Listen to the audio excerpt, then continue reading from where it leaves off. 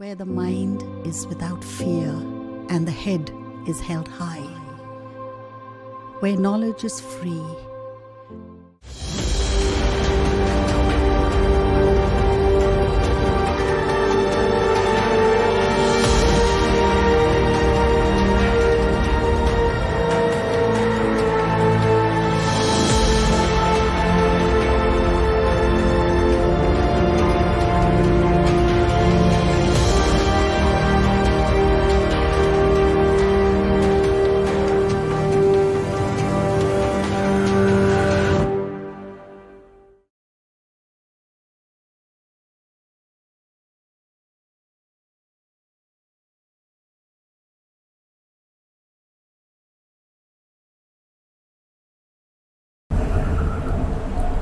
প্রিয় ছাত্রছাত্রীরা, আমার বিশ্বাস আশা করি তোমরা ভালোই আছো।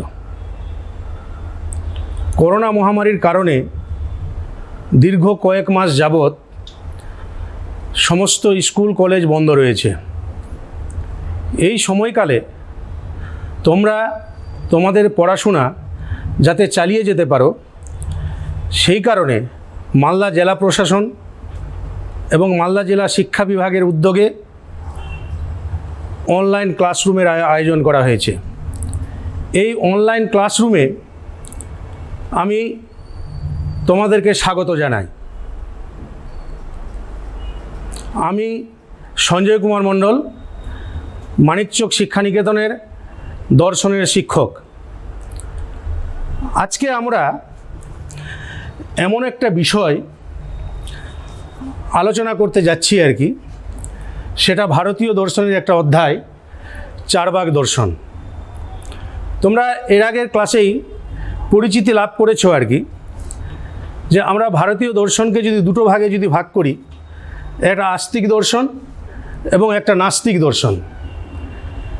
আস্তিক দর্শন হচ্ছে ছটা: ন্যায়, বৈশেষিক, সাংখ্য, যোগ, বেদান্ত, মীমাংসা। আর নাস্তিক দর্শন হচ্ছে চারবাক, বৌদ্ধ এবং জৈন। মোট 9টা ভারতীয় দর্শন। এই 9টা ভারতীয় দর্শনের মধ্যে আস্তিক এবং নাস্তিক মিলে, তো এই 9টা ভারতীয় দর্শনের মধ্যে 8টা দর্শনের যে প্রকৃতি, সে 8টা দর্শন হচ্ছে আধ্যাত্মিক দর্শন আর কি। কিন্তু শুধুমাত্র যে চারবাক দর্শনটা হচ্ছে পুরোপুরি আলাদা, জড়বাদী দর্শন। তো এই যে চারবাক দর্শন, কি বললাম, চারবাক দর্শন হচ্ছে নাস্তিক দর্শন, এবং ওদের ওই 8টা দর্শন থেকে এর প্রকৃতি হচ্ছে আলাদা। তো এই চারবাক দর্শন পড়ার আগে আমরা প্রথমে দেখে নেব যে চারবাক শব্দটার অর্থ কি। চারবাক শব্দটার অর্থ যদি আমরা বিশ্লেষণ করি, তাহলে আমরা দেখতে পাবো যে চারবাক শব্দটার উৎপত্তি হয়েছে চারু যোগ বাক থেকে, মানে চারবাক।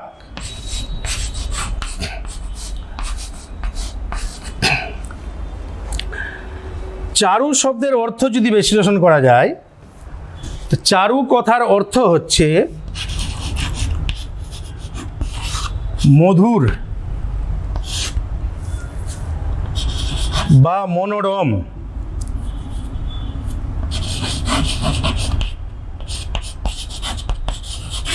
মধুর বা মনোরম।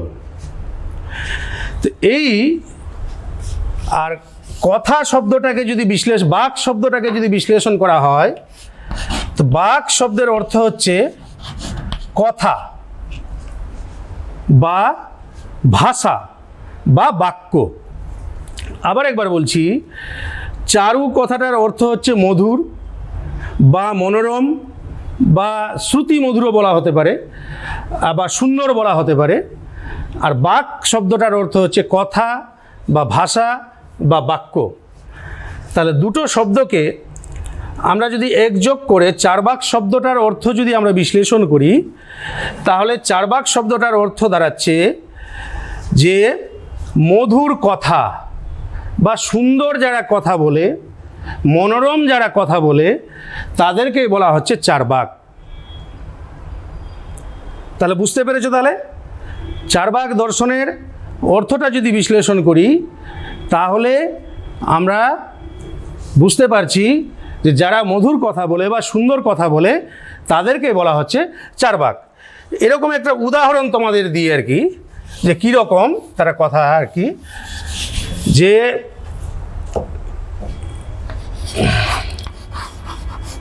ঋণং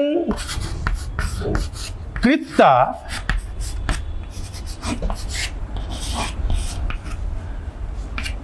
ঘৃতং পিবেত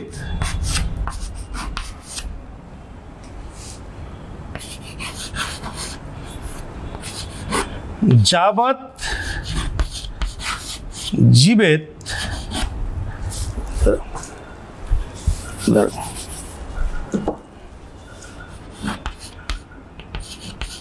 যাবৎ জীবেত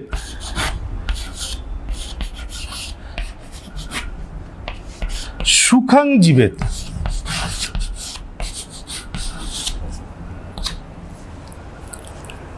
যে কি বললাম? ঋণং কৃত্তা ঘৃতং পিবেত যাবৎ জীবেত সুখং জীবেত।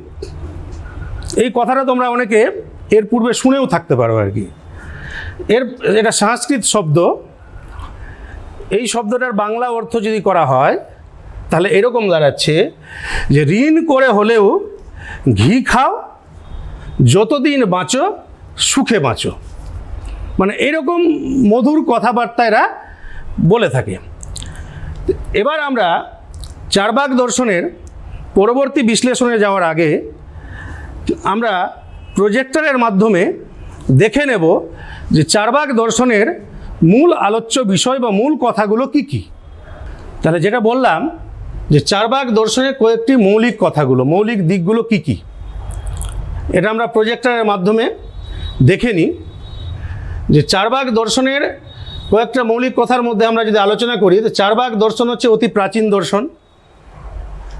চারবাক দর্শন নাস্তিক দর্শন, চারবাক দর্শন জড়বাদী দর্শন, চারবাক জ্ঞানতত্ত্ব, চারবাক অধিবিদ্যা। চারবাকরা ঈশ্বর, আত্মা, পরলোক, কর্মবাদ, জন্মান্তরবাদ মানেন না। আর চারবাক দর্শন লোকপ্রিয় বা লোকায়ত দর্শন।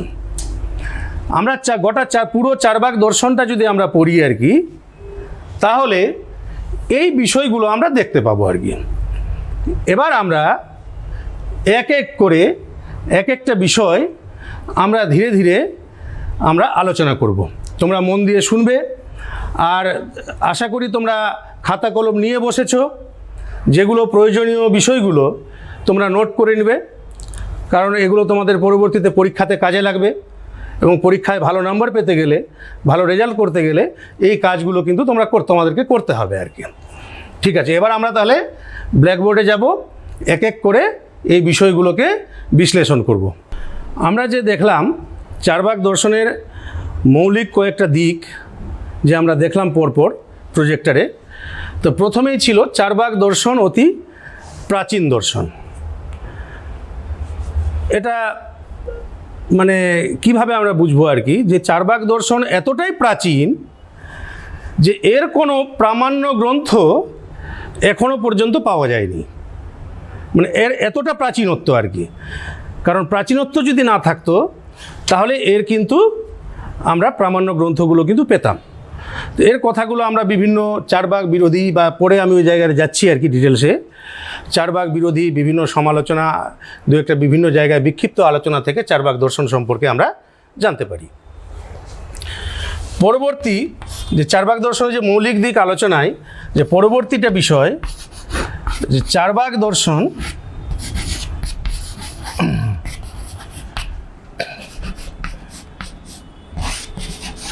নাস্তিক দর্শন।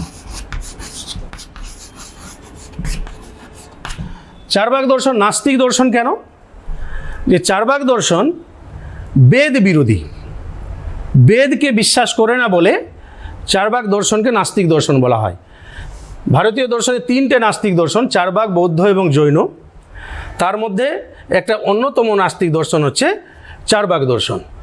তো এই যে নাস্তিক দর্শন, এদের চারবাককে শুধু নাস্তিক বললে ভুল হবে, এরা হচ্ছে চরমপন্থী নাস্তিক।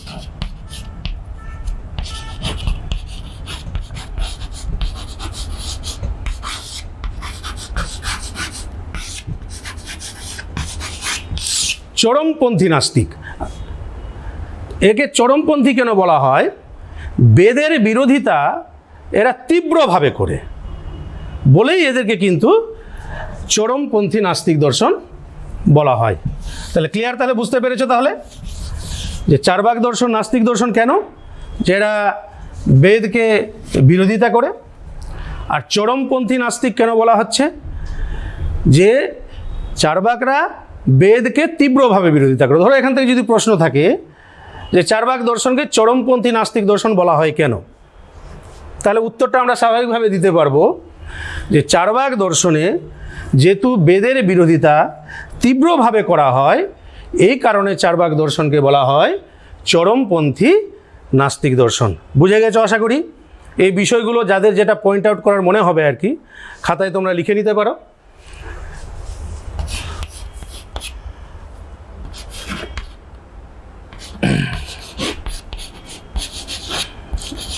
এর পরবর্তী দিক হচ্ছে চার্বাক দর্শন জড়বাদী দর্শন।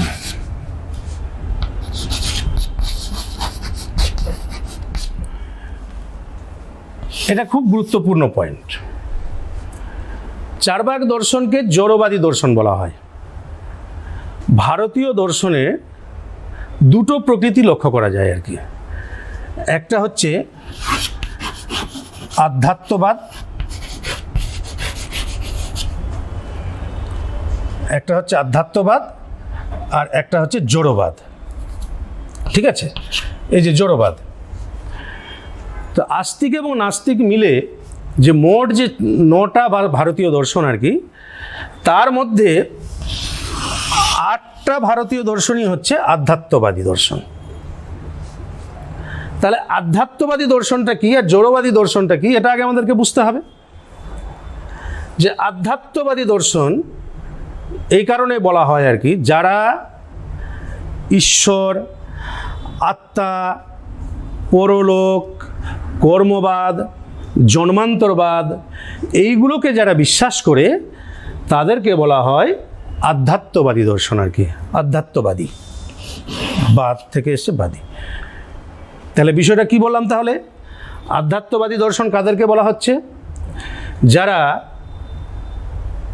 ঈশ্বর, আত্মা, পরলোক, জন্মান্তরবাদ, কর্মবাদ ইত্যাদিকে যারা মানে, যারা স্বীকার করে, তাদেরকে বলা হয় আধ্যাত্মবাদী। তাহলে জড়বাদী কী হবে? তাহলে উল্টোটা। তাহলে নিশ্চয় যারা এটা মানে না, যারা ঈশ্বর, আত্মা, পরলোক, জন্মান্তরবাদ, কর্মবাদকে যারা মানে না। আবার এখানে আরেকটা বিষয় যে নাস্তিক দর্শন কিন্তু 3টে, চার্বাক, বৌদ্ধ এবং জৈন। তো বৌদ্ধ আর জৈন দর্শন এরা নাস্তিক দর্শন হলেও কিন্তু এরা কিন্তু জড়বাদী নয়, এরা কিন্তু আধ্যাত্মবাদী। কেন আধ্যাত্মবাদী? আধ্যাত্মবাদী এই কারণে এরা নাস্তিক দর্শন হলেও, বেদের বিরোধিতা করলেও এরা কর্মবাদ এবং জন্মান্তরবাদকে এরা স্বীকার করেছেন, মানেন এরা আর কি। এই কারণে বৌদ্ধ এবং জৈন দর্শন নাস্তিক দর্শন হলেও এরা হচ্ছে আধ্যাত্মবাদী। তাহলে আধ্যাত্মবাদটা তাহলে ক্লিয়ার হয়ে গেল। তাহলে আধ্যাত্মবাদ কি, তার আগে এর থেকে কোনো প্রশ্ন থাকলে কোনো অসুবিধা থাকবে না। আচ্ছা, নেক্সট যে বিষয়টা, এবার জড়বাদটাকে ব্যাখ্যা করতে হবে আর কি। জড়বাদ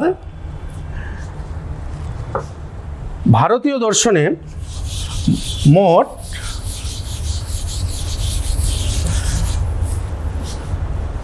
5টা জড় পদার্থকে স্বীকার করা হয় আর কি। ক্ষিতি, অপ, তেজ,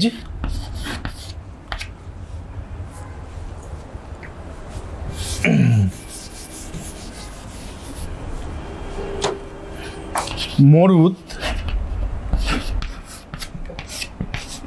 বম বা বম। ঠিক আছে? ক্ষিতি, অপ, তেজ, মরুত, বম।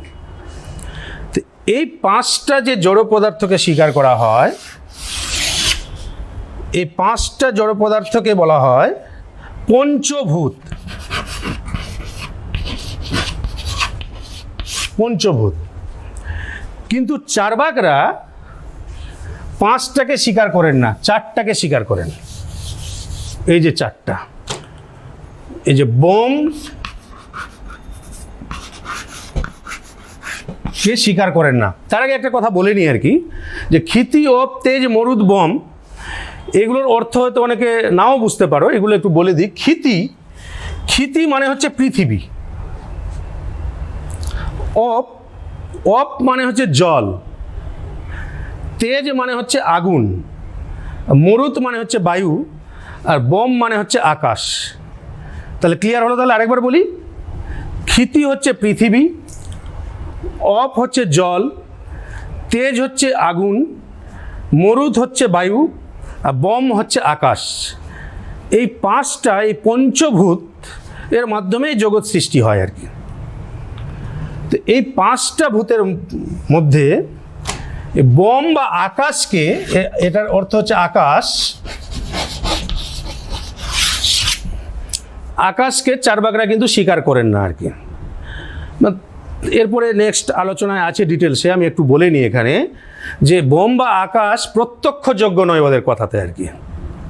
চার্বাকরা যেহেতু প্রত্যক্ষকে স্বীকার করেন, বোম বা আকাশ যেহেতু প্রত্যক্ষযোগ্য নয়, এই কারণে তারা বোম বা আকাশকে স্বীকার করেন না। তাহলে তারা কাকে কাকে স্বীকার করছেন? এই 4টাকে, ক্ষিতি, অপ, তেজ, মরুদ, বম। এটা কি? এই যে 4টা জড় পদার্থ আর কি, এটাকে জড় চতুর্ভূত বলা হয় আর কি। চতুর্ভূত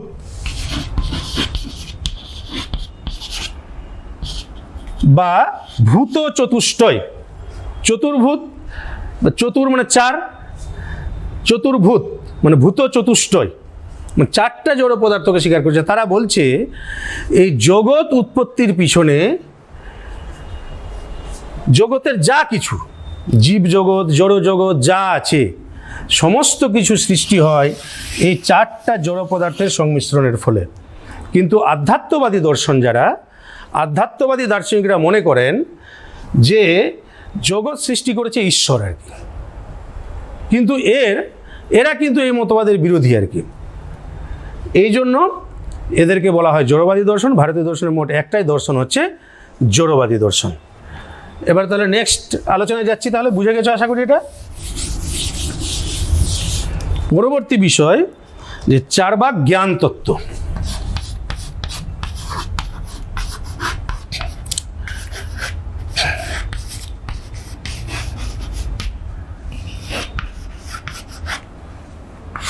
চার্বাক জ্ঞান তত্ত্ব বা চার্বাক এপিস্টিমোলজি। তো চার্বাক জ্ঞান তত্ত্বের আলোচনায় আমরা যে জিনিসগুলো দেখতে পাবো, এখানে মূলত যে বিষয়টা আমরা দেখব, যে চার্বাকরা প্রত্যক্ষকে একমাত্র প্রমাণ বলে স্বীকার করেছেন। চার্বাকরা প্রত্যক্ষকে একমাত্র প্রমাণ বলে স্বীকার করেছেন। ভারতীয় দর্শনে মোট 6টা প্রমাণ আছে আর কি। তো এই 6টা প্রমাণের মধ্যে চার্বাকরা প্রত্যক্ষকে একমাত্র প্রমাণ বলে স্বীকার করেছেন। বাকি যে অন্যান্য 5টা প্রমাণ, এই 6টা প্রমাণ কি কি? প্রত্যক্ষ, অনুমান, উপমান, শব্দ, অর্থাপত্তি, অনুপলব্ধি, এই 6টা প্রমাণ। এই 6টার মধ্যে একটা প্রমাণকে স্বীকার করেছেন, বাকি 5টা প্রমাণকে চার্বাকরা স্বীকার করেননি। তো এই ভারতীয় যে অন্যান্য দর্শনগুলো আছে আর কি, কোন দর্শনে কে কটা প্রমাণ স্বীকার করে আর কি, এটা আমরা একটু প্রজেক্টরের মাধ্যমে এবার দেখে নেওয়ার চেষ্টা করি একবার আর কি। যে প্রমাণের কথা এখানে বলা হলো আর কি, যে 6টা প্রমাণ দেখতে পাচ্ছ, প্রত্যক্ষ, অনুমান, শব্দ, উপমান, অর্থাপত্তি, অনুপলব্ধি, মোট 6টা প্রমাণ। এই 6টা প্রমাণের মধ্যে দেখো পরপর কিন্তু দেওয়া আছে, যে কেউ 2টো, কেউ 3টে। চার্বাকরা যেমন একটা প্রমাণ স্বীকার করেছে, বৌদ্ধ 2টো প্রমাণ স্বীকার করেছে, প্রত্যক্ষ অনুমান। বৈশেষিকরা প্রত্যক্ষ অনুমান 2টো স্বীকার করেছে। জৈনরা প্রত্যক্ষ অনুমান শব্দ, সাংখ্য দর্শনে প্রত্যক্ষ অনুমান শব্দ, যোগ দর্শনে প্রত্যক্ষ অনুমান শব্দ, ন্যায় দর্শনে প্রত্যক্ষ অনুমান শব্দ উপমান, প্রভাকর মীমাংসক প্রত্যক্ষ অনুমান শব্দ উপমান অর্থাপত্তি, ভাট্ট মীমাংসক ও বেদান্ত প্রত্যক্ষ অনুমান শব্দ উপমান অর্থাপত্তি এবং অনুপলব্ধি। এখানে ছকের সাহায্যে দেখতে পাচ্ছ, ছকের মাধ্যমে যে একমাত্র চার্বাকরাই আছে যে একটা মাত্র প্রমাণ স্বীকার করেছে, বাকি অন্যান্য দার্শনিকরা কিন্তু একের অধিক প্রমাণকে স্বীকার করেছে। আবার আমরা তাহলে আবার আগের আলোচনায় চলে যাচ্ছি। তাহলে চার্বাক জ্ঞান তত্ত্ব, আমরা যেটা আলোচনা করছিলাম যে চার্বাক জ্ঞান তত্ত্ব, চার্বাক দর্শন কী বললাম, তাহলে চার্বাকরা প্রত্যক্ষকে একমাত্র প্রমাণ বলে স্বীকার করেন, এই আলোচনাটা থাকবে জ্ঞান তত্ত্বে। চার্বাকরা অনুমানকে প্রমাণ বলে স্বীকার করেন না, এই আলোচনাটা থাকবে জ্ঞান তত্ত্বে। চার্বাকরা শব্দকে প্রমাণ বলে স্বীকার করেন না কেন, এই আলোচনাটা থাকবে জ্ঞান তত্ত্বের আলোচনায়। আর চার্বাকরা বেদ বাক্যকে প্রমাণ বলে স্বীকার করেন না কেন, পরে আমরা যখন একটা একটা করে ডিটেলস আলোচনা করব সেগুলো সম্পর্কে আমরা বিস্তারিত জানব। এরপরে নেক্সট যেটা হচ্ছে চার্বাক অধিবিদ্যা।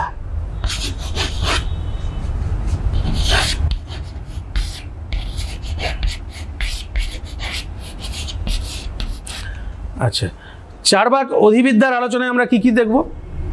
চার্বাক অধিবিদ্যার আলোচনায় মূলত যে জড়বাদটা যে আগে যে আলোচনা করলাম, জড়বাদ, চার্বাক জড়বাদ, চার্বাক স্বভাববাদ, চার্বাক ভূত চতুষ্টয়বাদ, চার্বাক যদৃচ্ছাবাদ, এই আলোচনাগুলো আমরা কিন্তু চার্বাক অধিবিদ্যায় দেখতে পাবো। নেক্সট পয়েন্টে কি ছিল? চার্বাকরা ঈশ্বর, আত্মা, পরলোক, জন্মান্তরবাদ মানেন না। চার্বাকরা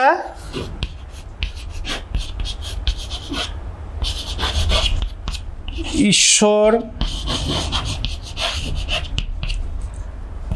আত্মা,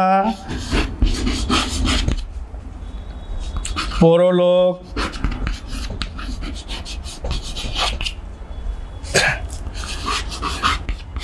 কর্মবাদ, জন্মান্তরবাদ মানেন না। আচ্ছা, নেক্সট কি ছিল? চার্বাক দর্শন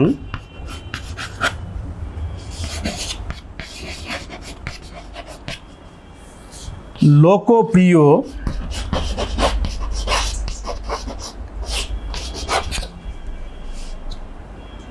বা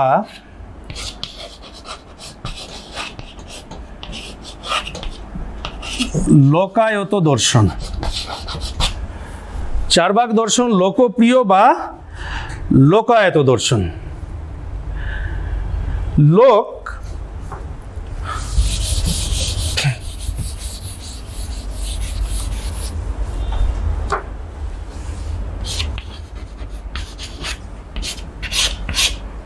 মানে জনসাধারণ,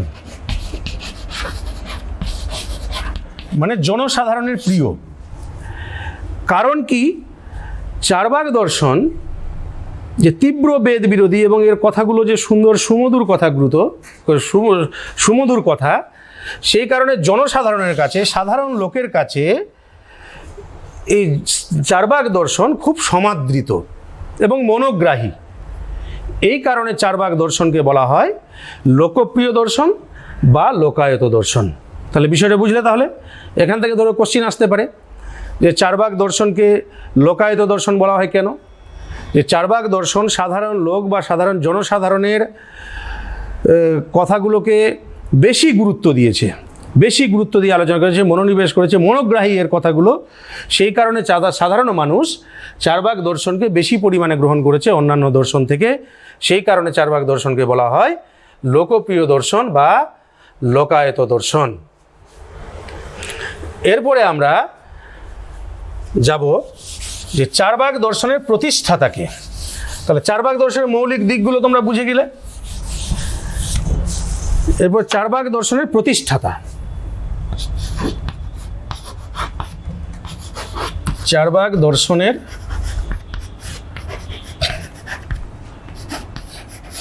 প্রতিষ্ঠাতা।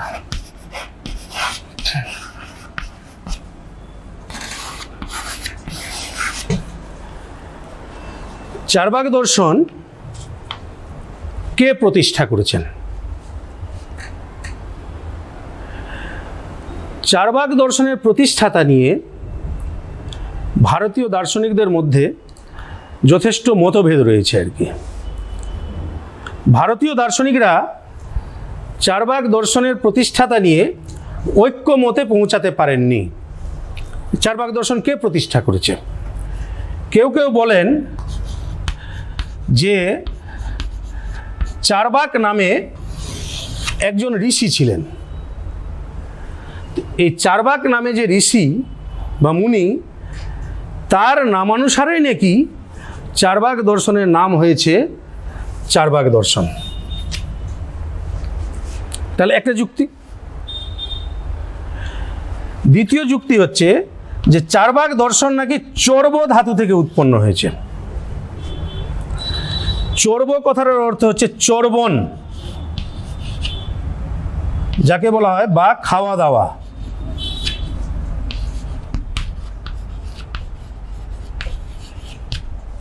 চর্বণ করা বা খাওয়া দাওয়া, এই চর্ব ধাতু থেকে নাকি চারবাক দর্শনের উৎপত্তি হয়েছে। যে কারণ এই দর্শনে খাওয়া দাওয়াকে তথা ইন্দ্রিয় সুখকে বেশি গুরুত্ব দেওয়া হয়েছে আর কি। এই যেমন একটা শ্লোক বলেছিলাম না তোমাদের একটু আগে, যে কিছুক্ষণ আগে, যে ঋণং কৃত্যা ঘৃতং পিবেদ যাবৎ জীবেদ সুখং জীবেদ, মানে ঋণ করে হলেও তুমি ঘি খাও, যতদিন বাঁচবে তুমি সুখে বাঁচো। তা দুটো দিক হলো তাহলে, দুটো। নেক্সট আরেকটা মত হচ্ছে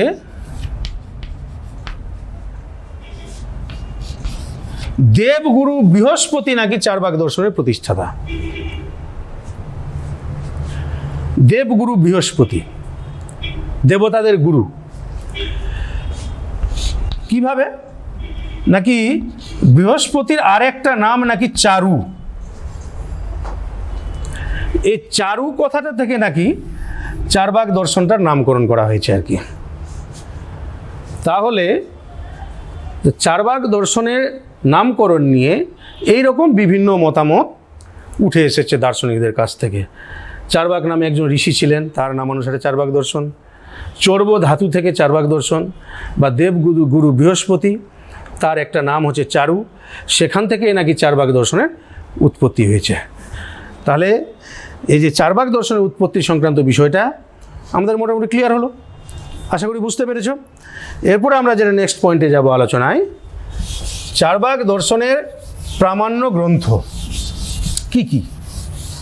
প্রথমেই বলেছিলাম যে চারবাক দর্শন অতি প্রাচীন দর্শন, তো তার কোনো প্রামাণ্য গ্রন্থ বলেছিলাম যে তার প্রামাণ্য গ্রন্থ পাওয়া যায়নি। তো গ্রন্থ পাওয়া গেল না, তাহলে চারবাক দর্শন সম্পর্কে আমরা জানলাম কিভাবে? কোথা কোথা থেকে আমরা জানছি চারবাক দর্শন, ওইগুলোকেই মোটামুটি প্রামাণ্য গ্রন্থ হিসাবে ধরে নেওয়া হতে পারে আর কি। চারবাক দর্শন অতি প্রাচীন দর্শন, এর কোনো প্রামাণ্য গ্রন্থ পাওয়া যায়নি। তবে একটা মত হচ্ছে যে চারবাকদের বিরোধী সমালোচনা, মানে বিরোধী দার্শনিকরা, বিরুদ্ধ ভারতীয় দার্শনিকরা চারবাকদের সম্পর্কে যে সমালোচনা করেছেন বিভিন্ন জায়গায় বিভিন্ন গ্রন্থে, সেখান থেকে আমরা চারবাক দর্শন সম্পর্কে জানতে পারি। আবার বেদ, যার উপর নির্ভর করে ভারতীয় দর্শন প্রতিষ্ঠিত, আস্তিক এবং নাস্তিক, বেদে বিভিন্ন জায়গায় কিছু চারবাকদের কথা উল্লেখ আছে, সেখান থেকে আমরা চারবাক দর্শন সম্পর্কে জানতে পারি। প্রাচীন যে বৌদ্ধ ধর্ম ও সাহিত্য, সেখান থেকেও আমরা চারবাক দর্শন সম্পর্কে জানতে পারি।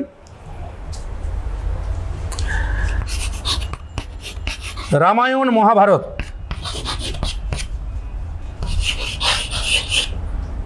দুটো মহাকাব্য, সেখানেও চারবাক দর্শন সম্পর্কে কিছু কিছু জিনিসের উল্লেখ পাওয়া যায়। তাহলে এবার আর বলে নি তাহলে একটু, যে চারবাক দর্শনের নির্দিষ্ট কোনো প্রামাণ্য গ্রন্থ নাই, তা চারবাক দর্শন সম্পর্কে আমরা কথা থেকে জানতে পারি। প্রথমত চারবাক বিরোধীদের সমালোচনা থেকে চারবাক দর্শন সম্পর্কে আমরা জানতে পারি। প্রাচীন যে গ্রন্থ বেদ, সেই বেদে কিছু কিছু জায়গায় চারবাক সম্পর্কে মতবাদের উল্লেখ রয়েছে, বিভিন্ন কথার উল্লেখ রয়েছে, সেখান থেকে আমরা জানতে পারি। বৌদ্ধ ধর্ম ও সাহিত্য বৌদ্ধ ধর্ম ও সাহিত্য থেকে চারবাক দর্শন সম্পর্কে আমরা জানতে পারি। দুটো মহাকাব্য রামায়ণ এবং মহাভারত, সেখান থেকেও আমরা চারবাক দর্শন সম্পর্কে জানতে পারি। আরেকটা গ্রন্থ আছে মাধবাচার্যের, দার্শনিক মাধবাচার্যের একটা বই আছে, সেই বইটার নাম হচ্ছে সর্বদর্শন সংগ্রহ। সেই সর্বদর্শন সংগ্রহ গ্রন্থ বই থেকে আমরা চারবাক দর্শন সম্পর্কে জানতে পারি। তাহলে কি বললাম? তাহলে মাধবাচার্যের লেখা একটা বই, সেই বইটার নাম হচ্ছে সর্বদর্শন সংগ্রহ। এই বইটার নাম তোমরা লিখে রাখবে আর কি, লিখে নাও খাতায়। মাধবাচার্যের সর্বদর্শন সংগ্রহ বলে একটা বই, সেই বইয়েও চারবাকদের কথা সম্পর্কে আমরা জানতে পারি। তাহলে বিষয়টা পরিষ্কার হয়েছে। তাহলে চারবাক দর্শন সম্পর্কে আমরা কথা থেকে জানতে পারি। এবার আমরা পরবর্তী আলোচনায় যাই। তো পরবর্তী আলোচনায় আমরা আলোচনা করব চারবাকদের বিভিন্ন সম্প্রদায় সম্পর্কে আর কি। তো এই সম্প্রদায়, চারবাক দর্শন কি কি সম্প্রদায়ে বিভক্ত, এই বিষয়টাকে ভালোভাবে জানতে গেলে এবার আমরা একটু প্রজেক্টরের সাহায্যে তাদের বিভাগগুলো এবার আমরা দেখে নিই একটু, তারপরে আবার আমরা ঘুরে আবার ব্ল্যাকবোর্ডে আসবো। যে দেখো, যে বললাম তোমরা যে আমরা প্রজেক্টরের সাহায্যে আমরা দেখে নিব আর কি, যে চারবাক দর্শনের বিভিন্ন সম্প্রদায়গুলো কি কি। চারবাক দর্শনের বিভিন্ন সম্প্রদায়, চারবাক দর্শনের সম্প্রদায়কে প্রথমত তিনটে ভাগে ভাগ করা হয়েছে আর কি। একটা হচ্ছে বৈতণ্ডিক চারবাক, একটা হচ্ছে ধূর্ত চারবাক, আর একটা হচ্ছে সুশিক্ষিত চারবাক। কি বললাম? বৈতণ্ডিক চারবাক, ধূর্ত চারবাক আর সুশিক্ষিত চারবাক।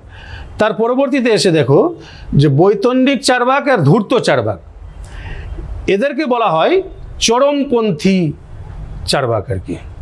চারবাকদের মধ্যে এমনিতে চারবাক দর্শন চরমপন্থী নাস্তিক দর্শন, তার মধ্যে আবার যে দুটো যে সম্প্রদায় বৈতণ্ডিক আর ধূর্ত, এদেরকে বলা হচ্ছে চরমপন্থী। এদেরকে চরমপন্থী বলার কারণ হচ্ছে যে বেদের বিরোধিতা তিনজনই মানে করছে তীব্রভাবে, এরা আরও বেশি আর কি, আরও বেশি কিছু বিরোধী কথাবার্তা আছে, পরে আমি আলোচনা করছি ডিটেলসে। আর সুশিক্ষিত চারবাক, এরা হচ্ছে কিছু নরম মনোভাবাপন্ন আর কি, সমালোচনাটা এদের কম করে এরা আর কি, এই জন্য এদেরকে বলা হয় নরমপন্থী। এবার এই যে তিনটে সম্প্রদায় বৈতণ্ডিক, ধূর্ত আর সুশিক্ষিত, এদের সম্পর্কে এবার আমরা ডিটেলসে আলোচনা করি। এবার আমরা আবার ব্ল্যাকবোর্ডে যাচ্ছি আর কি। তাহলে কি বললাম? চারবাকদের তিনটে সম্প্রদায়। প্রথমটা হচ্ছে বৈতণ্ডিক চারবাক।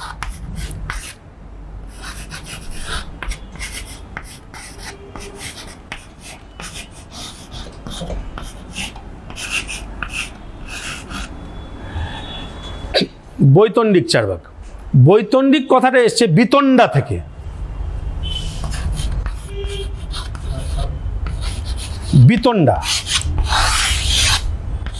বিতণ্ডা মানে সবসময় যে যুক্তি, তর্ক, ঝগড়া, বিবাদ, এই বিষয়টা আর কি।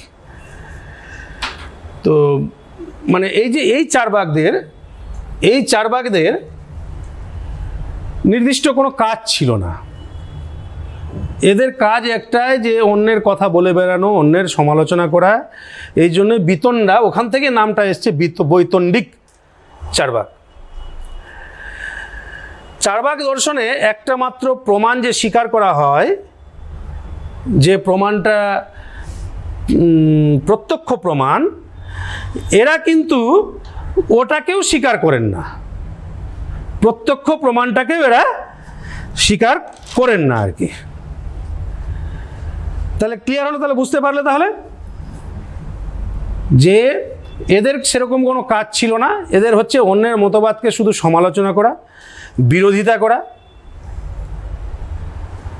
আর চারবাকদের যে একমাত্র প্রমাণ যে স্বীকার করেছে প্রত্যক্ষ প্রমাণ, এই প্রত্যক্ষ প্রমাণটাকেই এরা কিন্তু স্বীকার করছে না। ঈশ্বর, আত্মা, পরলোক, এরা কোনো কিছু তো স্বীকার করছেই না। আর এই চার্বাকটাকে বলা হয় আদি চার্বাক। এই বৈতন্ডিক চার্বাকের প্রতিষ্ঠাতা হচ্ছে জয়রাশি ভট্ট। বৈতন্ডিক চার্বাকের প্রতিষ্ঠাতা হচ্ছে জয়রাশি ভট্ট। এরপর পরবর্তী যেটা হচ্ছে ধূর্ত চার্বাক।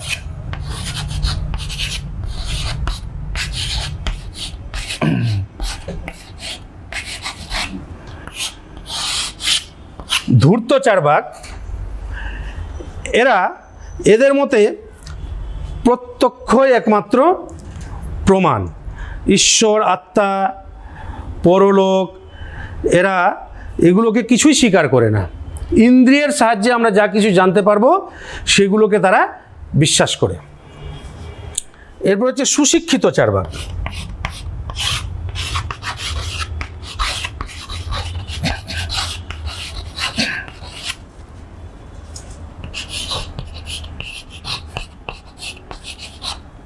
সুশিক্ষিত চার্বাক। সুশিক্ষিত চার্বাকটা কি? সুশিক্ষিত চার্বাক হচ্ছে এরা খুবই নরম মনোভাবাপন্ন। এরা প্রত্যক্ষকে তো প্রমাণ বলে স্বীকার করছেনই, এরা প্রয়োজন বোধে অনুমানকেও প্রমাণ বলে স্বীকার করেন। এরা চার্বাক দর্শন কিন্তু অনুমান প্রমাণ স্বীকার করা হয় না, কিন্তু সুশিক্ষিত চার্বাকরা প্রয়োজন বোধে অনুমানকেও প্রমাণ বলে স্বীকার করে। আর একটা জিনিস যে বলেছিলাম যে চার্বাক দর্শনে বম বা আকাশ যেটা বলা হয়, বম বা আকাশকে যে স্বীকার করা হয় না, এরা কিন্তু আকাশকে স্বীকার করছে। তাহলে তিনটের মধ্যে তাহলে কি হলো? তাহলে একটু আরও একবার বলে দিই। বৈতন্ডিক চার্বাক, এদের সেরকম কোনো কাজ নেই, এরা অন্যের মতের শুধু সমালোচনা করে, এরা প্রত্যক্ষ প্রমাণকেও এরা স্বীকার করে না। ধূর্ত চার্বাক, এরা প্রত্যক্ষ প্রমাণকে স্বীকার করে। আর সুশিক্ষিত চার্বাক, এরা প্রত্যক্ষ প্রমাণকে স্বীকার করছে, সঙ্গে সঙ্গে অনুমানকেও এরা প্রয়োজন বোধে প্রমাণ হিসাবে এরা স্বীকার করে থাকে। আর আকাশ বা বোম এটাকেও কিন্তু এরা স্বীকার করেন না। সরি, ভুল বললাম, যে আকাশ বা বোমকেও কিন্তু এরা স্বীকার করে থাকে। তা আমাদের যে চার্বাক দর্শনের যে মূল আলোচ্য বিষয় আর কি, যা যা আমরা পড়ব সমস্ত মতটা হচ্ছে এই ধূর্ত চার্বাকদের মত। ধূর্ত চার্বাকদের মত আমরা একে একে চার্বাক দর্শনে যেটাই পড়ছি আমরা, সেটা হচ্ছে ধূর্ত চার্বাকদের মত।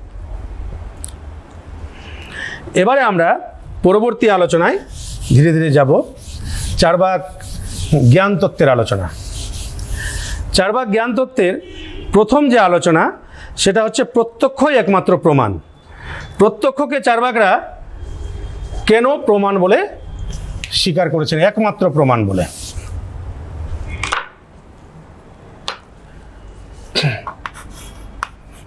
চার্বাকরা প্রত্যক্ষকে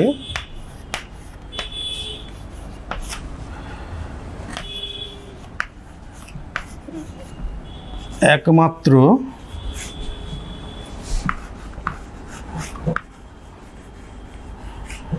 প্রমাণ বলেন কেন, বা প্রমাণ বলে স্বীকার করেন কেন? চার্বাকরা প্রত্যক্ষকে একমাত্র প্রমাণ বলে স্বীকার করেন কেন, বা প্রমাণ বলেন কেন? তো প্রত্যক্ষ প্রমাণ জানার আগে আমাদেরকে একটু জানতে হবে যে প্রমা কি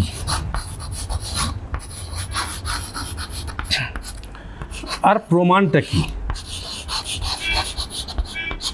এই দুটো বিষয় সম্পর্কে, প্রমা কি আর প্রমাণ কি, এই দুটো বিষয় সম্পর্কে একটা পরিষ্কার ধারণা যদি না থাকে তাহলে আমরা প্রত্যক্ষ প্রমাণটা বুঝতে পারবো না।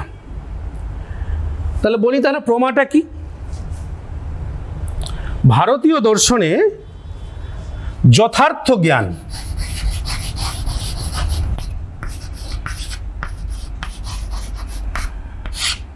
যথার্থ জ্ঞানকে বলা হয় প্রমা। তাহলে লিখতে পারো, তাহলে তোমরা এই সংজ্ঞাটা একটু লিখে নাও, যে ভারতীয় দর্শনে, আমি লিখে দিচ্ছি, ভারতীয় দর্শনে ভারতীয় দর্শনে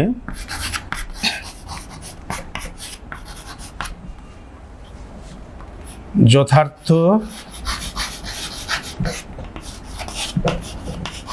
জ্ঞানকে বলা হয় প্রমা। ভারতীয় দর্শনে দু প্রকার জ্ঞানের কথা বলা হয়, একটা যথার্থ জ্ঞান, একটা অযথার্থ জ্ঞান। যেটা যথার্থ জ্ঞান সেটা হচ্ছে প্রমা, আর যেটা অযথার্থ জ্ঞান সেটা হচ্ছে অপ্রমা। তো অপ্রমাটা এখন আলোচনা করছি না, প্রমাটা নিয়ে আলোচনা করি। তো এই যথার্থ জ্ঞান মানে সঠিক জ্ঞান, আরও যদি সহজভাবে যদি বলা হয় আর কি, যথার্থ জ্ঞান মানে হচ্ছে সঠিক জ্ঞান, সেই সঠিক জ্ঞানটাকে বলছে প্রমা। তো এইরকম ভারতীয় দর্শনে 6টা প্রমার কথা বলা হয়েছে: প্রত্যক্ষ, অনুমিতি, শব্দ, উপমিতি, অর্থাপত্তি, অনুপলব্ধি। এরকম 6টা প্রমার কথা ভারতীয় দর্শনে বলা হয়েছে। এবার প্রমাণটা কি? আমরা এর আগে দেখলাম যে প্রমাণ 6টা, ছকের সাহায্যে একটু আগে বিষয়গুলোকে দেখিয়েছিলাম আর কি প্রজেক্টরের মাধ্যমে, যে 6টা প্রমাণ: প্রত্যক্ষ, অনুমান, উপমান, শব্দ, অর্থাপত্তি আর অনুপলব্ধি। এই যে 6টা প্রমাণ, এই 6টা প্রমাণ হলো 6টা, কিন্তু প্রমাণটা কি? এই যে যথার্থ বা প্রমা বা যথার্থ জ্ঞান যে প্রক্রিয়ার মাধ্যমে বা যে প্রণালীর মাধ্যমে লাভ করা হয় তাকে বলা হচ্ছে প্রমাণ। আবার একবার বলছি, তাহলে প্রমাণটা কি? প্রমা বা যথার্থ জ্ঞান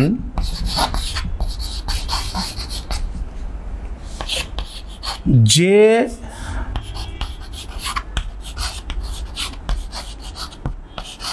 প্রক্রিয়ার দ্বারা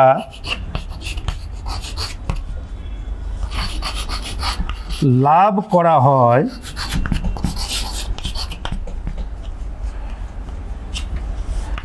তাকে বলে প্রমাণ।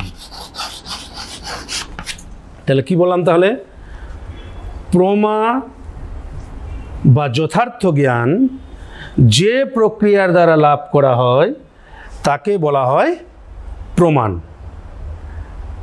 ঠিক আছে? কীরকম একটা উদাহরণের সাহায্যে বিষয়টাকে বলি আর কি। যেমন ধরো এই ব্ল্যাকবোর্ড আছে, তো আমি ধরো ব্ল্যাকবোর্ডটাকে দেখতে পাচ্ছি। আমি কি দিয়ে দেখছি?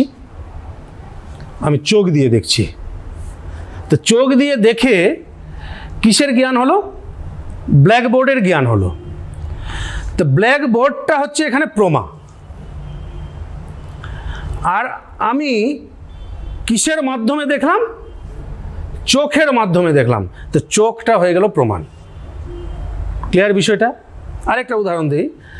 যেমন ধরো আমি এই ব্ল্যাকবোর্ডটাকে স্পর্শ করছি, এটা কঠিন। তো ব্ল্যাকবোর্ডটা যে কঠিন আর কি, এটা জ্ঞান হলো আমার, এটা হচ্ছে প্রমা। কার সাহায্যে আমি জানলাম? এই ত্বকের সাহায্যে জানলাম। তো ত্বকটা হচ্ছে প্রমা। তো চোখ, ত্বক এগুলো কি হলো? এগুলো ইন্দ্রিয়। এটাই প্রত্যক্ষ। চোখের মাধ্যমে জানি, ত্বকের মাধ্যমে জানি, কানের মাধ্যমে শুনে জানি, ইত্যাদি।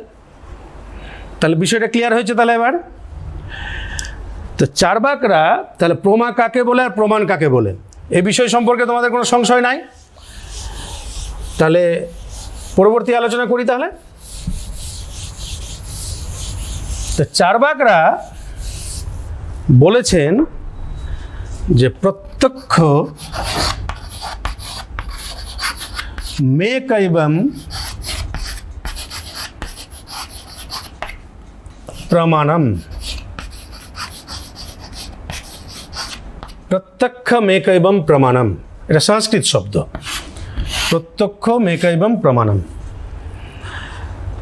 এটার মানে হচ্ছে প্রত্যক্ষই একমাত্র প্রমাণ।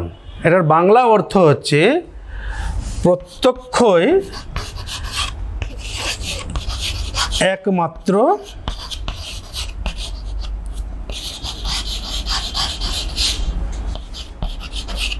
প্রমাণ। ঠিক আছে, পরিষ্কার বুঝতে পেরেছো তাহলে? তো প্রত্যক্ষ একমাত্র প্রমাণ। এই যে চারবাক দর্শনে প্রত্যক্ষ যে একমাত্র প্রমাণ, এই কারণে চারবাকদেরকে বলা হয় প্রত্যক্ষ প্রমাণবাদী। প্রত্যক্ষ প্রমাণবাদী। ক্লিয়ার? তাহলে চারবাকদের যদি প্রশ্ন থাকে যে চারবাকদের প্রত্যক্ষ প্রমাণবাদী বলা হয় কেন, তাহলে কি উত্তর লিখবে? যে চারবাকরা যেহেতু প্রত্যক্ষকেই একমাত্র প্রমাণ বলে স্বীকার করেছেন, সেই কারণে চারবাকদেরকে প্রত্যক্ষ প্রমাণবাদী বলা হয়। বিষয়টা পরিষ্কার হয়েছে? তাহলে চারবাকদেরকে প্রত্যক্ষ প্রমাণবাদী বলা হয় কেন? এরপরে যে আলোচনায় যাব আমরা, যে আমাদের যে মূল আলোচনা যেটা প্রত্যক্ষ, তাহলে প্রত্যক্ষটা কি? এই যে প্রত্যক্ষটা কি? প্রত্যক্ষ হচ্ছে, সংজ্ঞাটা লিখি একটু, লিখে নাও তোমরা দরকার পড়লে। ইন্দ্রিয়ের দ্বারা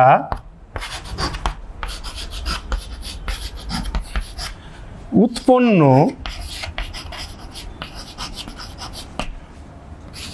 সম্যক ও পরোক্ষ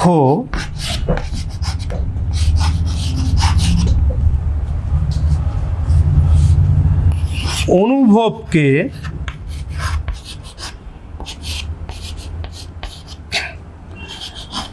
বলা হয় প্রত্যক্ষ।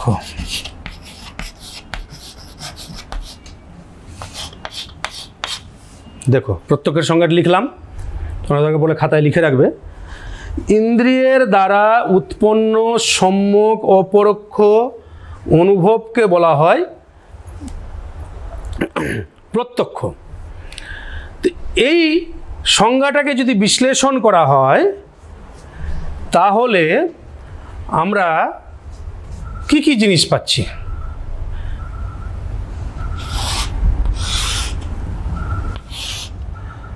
এক নম্বর যেটা পাবো, যে প্রত্যক্ষ হলো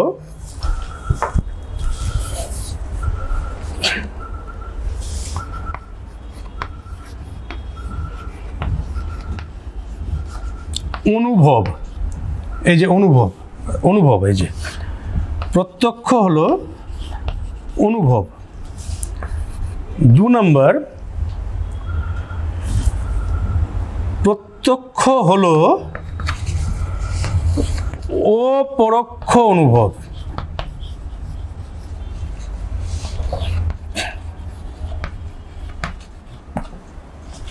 তিন নম্বর, প্রত্যক্ষ হলো সম্যক অনুভব। আচ্ছা, কি দেখছি তাহলে?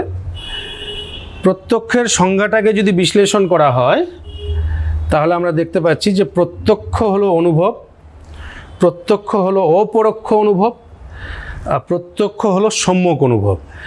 এই শব্দগুলোর অর্থ একটু বিশ্লেষণ করা দরকার আছে। অনুভব, অপরোক্ষ আর সম্যক।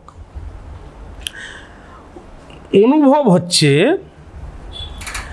যে একটা সংযোগ বা সম্বন্ধ। ধরো আমি এই ব্ল্যাকবোর্ডটা প্রত্যক্ষ করছি, তো ব্ল্যাকবোর্ডের সঙ্গে আমার চোখের একটা সংযোগ হচ্ছে। পরিষ্কার বুঝতে পারলে বিষয়টা কি? যে অনুভব হচ্ছে যে ব্ল্যাকবোর্ডের সঙ্গে আমার চোখের একটা সংযোগ হচ্ছে, এই সংযোগটাই হচ্ছে অনুভব। ক্লিয়ার? এরপর হচ্ছে কি বলা হচ্ছে? অপরোক্ষ অনুভব। এই অনুভবটা কীরকম অনুভব? অপরোক্ষ। এটাকে যদি হয় এরকম, যে মানে পরোক্ষ নয়। অপরোক্ষ মানে পরোক্ষ নয়, মানে সরাসরি অনুভব, সরাসরি সম্বন্ধ। এই যে ব্ল্যাকবোর্ডটা যে দেখছি, এখানে কিন্তু কোনো মাধ্যম নাই, কিন্তু আমি সরাসরি আমি চোখ দিয়ে ব্ল্যাকবোর্ডটাকে দেখতে পাচ্ছি, এই জন্য একে বলা হচ্ছে অপরোক্ষ অনুভব। আর সম্যক অনুভব, সম্যক অনুভবটা কি? সম্যক মানে হচ্ছে ভ্রান্তি শূন্য, মানে এটা যে একটা ব্ল্যাকবোর্ড না, এটা অন্য কিছু, এই সম্পর্কে কোনো সংশয় নেই। এটা যে একটা ব্ল্যাকবোর্ড, এই সম্পর্কে আমার কোনো সংশয় নেই, এটাকে বলা হচ্ছে সম্যক অনুভব। তাহলে বিষয়টা বুঝতে পারলে, তাহলে ইন্দ্রিয়ের দ্বারা উৎপন্ন সম্যক ও পরোক্ষ অনুভবকে বলা হয় প্রত্যক্ষ। তাহলে প্রত্যক্ষ যে বিষয়টা কি, তার মানে সহজভাবে যদি বলা হয় যে ইন্দ্রিয়ের দ্বারা যে বিষয়টাকে আমরা প্রত্যক্ষ করছি, যদি ইন্দ্রিয়ের সঙ্গে বিষয়ের, এটা একটা বিষয়, এটা ইন্দ্রিয় চোখ, ইন্দ্রিয়ের সঙ্গে বিষয়ের সরাসরি সংযোগকে বলা হচ্ছে প্রত্যক্ষ। ইন্দ্রিয়ের সঙ্গে বিষয়ের সরাসরি সংযোগকে বলা হচ্ছে প্রত্যক্ষ। এরপরে এবার আমরা দেখব যে প্রত্যক্ষের প্রকারভেদ, প্রত্যক্ষকে কটা ভাগে ভাগ করা হয়।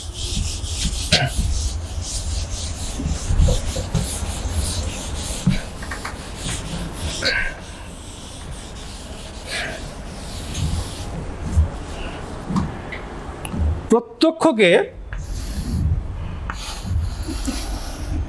দুটো ভাগে ভাগ করা হয়।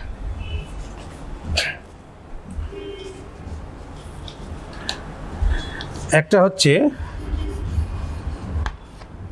বাহ্য প্রত্যক্ষ, আর একটা হচ্ছে মানস প্রত্যক্ষ।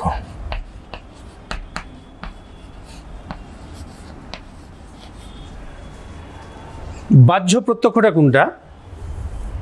যে আমাদের যে বহিরিন্দ্রিয় চক্ষু, কর্ণ, নাসিকা, জিহ্বা এবং ত্বক, এই বহিরিন্দ্রিয়গুলোর সাহায্যে আমরা যে জিনিসগুলোর প্রত্যক্ষ করছি, এটাকে বলা হচ্ছে বাহ্য প্রত্যক্ষ। আর মানস প্রত্যক্ষ কোনটা? মানস প্রত্যক্ষ হচ্ছে মন, মনের সাহায্যে আমরা আমাদের নিজেদের মনের ভেতরের যে সুখ, দুঃখ, আনন্দ অনুভূতিকে যে আমরা প্রত্যক্ষ করে থাকি, সেটাকে বলছে মানস প্রত্যক্ষ। ঠিক আছে? আরেকটা দৃষ্টিভঙ্গিতে চার্বাকরা প্রত্যক্ষকে দুটো ভাগে ভাগ করেছেন। আরেকটা দৃষ্টিভঙ্গিতে একটা হচ্ছে নির্বিকল্পক প্রত্যক্ষ,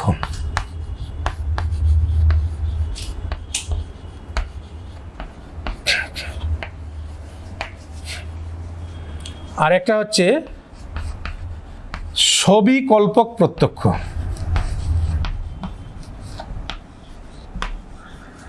একটা নির্বিকল্পক প্রত্যক্ষ আর একটা সবিকল্পক প্রত্যক্ষ। নির্বিকল্পক প্রত্যক্ষটা কি? যদি সংস্কৃত সংজ্ঞা দেওয়া হয় নিষ্প্রকারকং জ্ঞানং নির্বিকল্পকম, সবিকল্পক হচ্ছে স্বপ্রকারকং জ্ঞানং সবিকল্পকম, সেই জায়গায় যাচ্ছি না আমি। মানে নির্বিকল্পক প্রত্যক্ষ হচ্ছে বিশেষ্য বিশেষণ ভাব শূন্য প্রত্যক্ষ। সহজভাবে যদি বলা হয়, কি বললাম তাহলে? বিশেষ্য বিশেষণ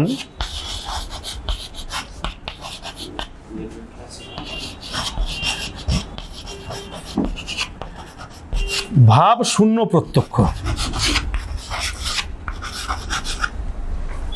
তাহলে কি বললাম তাহলে? যে নির্বিকল্পক প্রত্যক্ষটা কি? বিশেষ্য বিশেষণ ভাব শূন্য প্রত্যক্ষ। মানে যে প্রত্যক্ষে বিশেষ্য বিশেষণ ভাব থাকে না। যেমন ধরো, মনে করো একটা এই ডাস্টারটা আছে, আমি ধরো মনে করো এই বস্তুটাকে কোনোদিন দেখিনি আর কি, আমি ধরো হঠাৎ একটা নতুন দেখছি বস্তুটাকে, তো এই বস্তুটা দেখে আমার কি মনে হবে? এই বস্তুটা দেখে আমার মনে হবে যে এটা একটা বস্তু, এছাড়া কিন্তু আমি এর সম্পর্কে কিছু জানতে পারবো না, এটাকে একটা বস্তু বলে শুধু জানবো। তখন সেই প্রত্যক্ষটাকে বলা হচ্ছে নির্বিকল্পক প্রত্যক্ষ। আর সবিকল্পক প্রত্যক্ষ যখন হবে, যখন বিশেষ্য বিশেষণ ভাবাপন্ন প্রত্যক্ষ।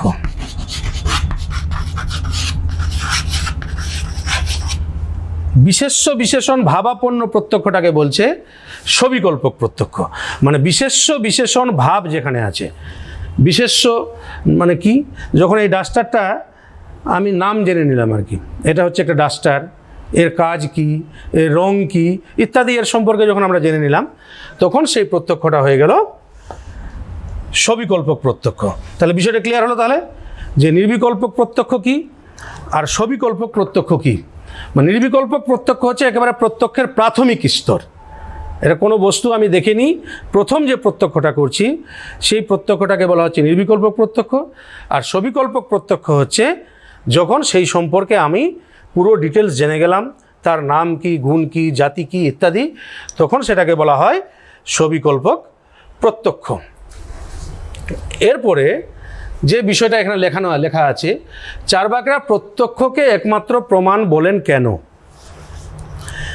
তো এই বিষয়টা যে কেন বলেন, কি কি কারণ আছে আর কি, আমরা একটু প্রজেক্টরের সাহায্যে বিষয়টাকে দেখে নিই। তাহলে কি বললাম, যে প্রত্যক্ষকে প্রমাণ বলার সপক্ষে চার্বাকরা কি কি যুক্তি দেখিয়েছেন। তো এগুলো আমরা যদি দেখি তাহলে তারা যুক্তি দেখিয়েছেন যে প্রত্যক্ষ জ্ঞান স্পষ্ট, 2 নম্বর প্রত্যক্ষ জ্ঞান অভ্রান্ত, 3 নম্বর প্রত্যক্ষের লগ ব্যবহার সহজ ও সরল, 4 নম্বর প্রত্যক্ষ হলো অস্তিত্বশীল, আর 5 নম্বর প্রত্যক্ষ সমস্ত প্রমাণের মূল প্রমাণ। আবার একবার দেখে নাও ভালো করে, যে প্রত্যক্ষকে প্রমাণ বলার সপক্ষে চার্বাকরা যে যুক্তিগুলো দেখিয়েছেন, 1 নম্বর হচ্ছে প্রত্যক্ষ জ্ঞান স্পষ্ট, 2 নম্বর প্রত্যক্ষ হলো অভ্রান্ত, 3 নম্বর প্রত্যক্ষের লগ ব্যবহার সহজ ও সরল, 4 নম্বর প্রত্যক্ষ হলো অস্তিত্বশীল, 5 নম্বর প্রত্যক্ষ সমস্ত প্রমাণের মূল প্রমাণ। এই বিষয়টিকে এবার আমরা বিশ্লেষণ করব। তো বিশ্লেষণ করার জন্য এবার আমাদের ব্ল্যাকবোর্ডে যাওয়ার দরকার। দেখো, যেটা যে প্রত্যক্ষকে চার্বাকরা কেন প্রমাণ বলে স্বীকার করেছেন একমাত্র, তো প্রথম যে পয়েন্টটা আমাদের, প্রত্যক্ষ জ্ঞান স্পষ্ট। তো প্রত্যক্ষ জ্ঞান স্পষ্ট কেন, যে আমরা যে কোনো কিছু যখন প্রত্যক্ষের মাধ্যমে জানি আর কি, যেমন এই ব্ল্যাকবোর্ডটা দেখছি, তো এই ব্ল্যাকবোর্ডটার সম্পর্কে যে জ্ঞান আমাদের হচ্ছে আর কি, সেই জ্ঞানটা কিন্তু স্পষ্ট জ্ঞান, এতে অস্পষ্টতার কোনো বিষয় নেই। 2 নম্বর প্রত্যক্ষ জ্ঞান অভ্রান্ত।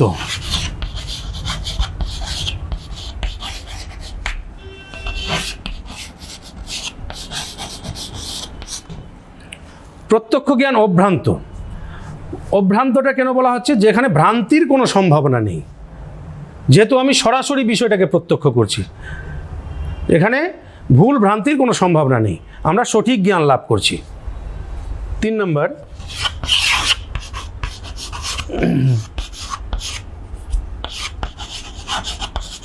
প্রত্যক্ষের লগ ব্যবহার সহজ ও সরল।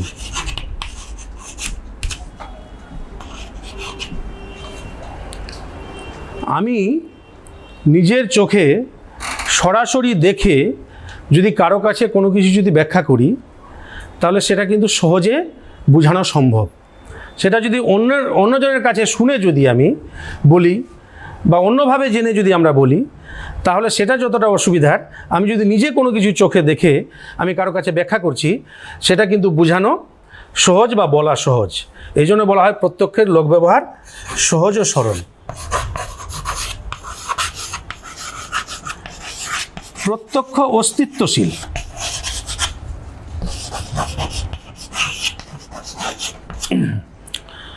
প্রত্যক্ষ অস্তিত্বশীল কেন? যে বিষয়ের অস্তিত্ব আছে সেই বিষয়টারই কিন্তু প্রত্যক্ষ সম্ভব। যে বিষয়ের অস্তিত্ব নেই সে বিষয়ের প্রত্যক্ষ কিন্তু কোনোদিনই সম্ভব নয়। যেমন এই ব্ল্যাকবোর্ডটার অস্তিত্ব আছে বলেই কিন্তু ব্ল্যাকবোর্ডটাকে আমরা দেখতে পাচ্ছি, এর অস্তিত্ব যদি না থাকতো তাহলে কিন্তু এটা দেখতে পেতাম না। 5 নম্বর প্রত্যক্ষ সমস্ত প্রমাণের